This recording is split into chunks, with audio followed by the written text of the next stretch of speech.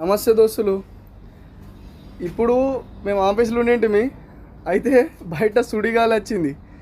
రేకులు ఇంటికాడ లేచిపోతే అని చూసినాక నీకు దుబాయ్లో కూడా చూడండి. ఇగో మా స్టోరీ రేకులు ఎట్లా లేచిపోయినాయి. ఇగో ఇంతకు 10 నిమిషాల ముందు రేకులన్నీ ఫిక్స్ ఉండే, అన్నీ ఎక్కడెక్కడ లేచిపోయినాయి.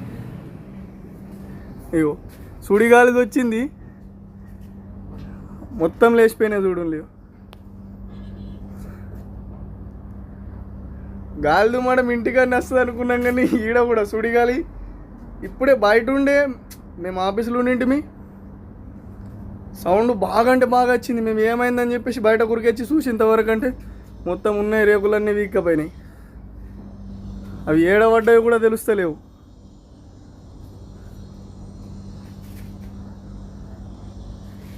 ఓకే మరి ఉంటా, బాయ్.